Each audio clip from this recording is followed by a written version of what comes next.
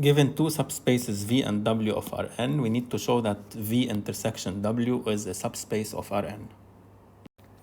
First, 0 belongs to V, since V is subspace of Rn, and 0 belongs to W, since W is a subspace of Rn, and this implies that 0 belongs to V intersection W.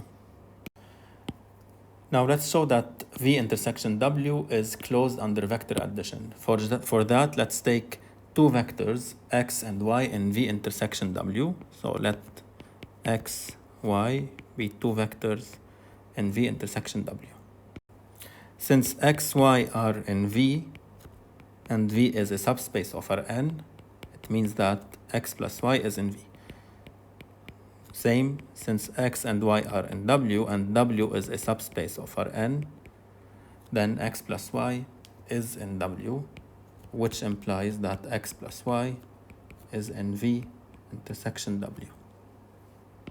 It remains to show that V intersection W is closed under scalar multiplication. For that, let's consider a vector x in V enter W and a scalar c. Since x is in V and V is a subspace, then Cx is also in V. Since x is in W and W is a subspace, then Cx is also in W. So this implies that Cx is in V intersection W.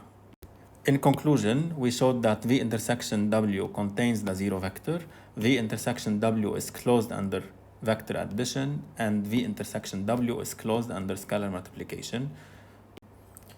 Therefore, V intersection W is a subspace of Rn. So actually the intersection of two subspaces of Rn is always a subspace of Rn.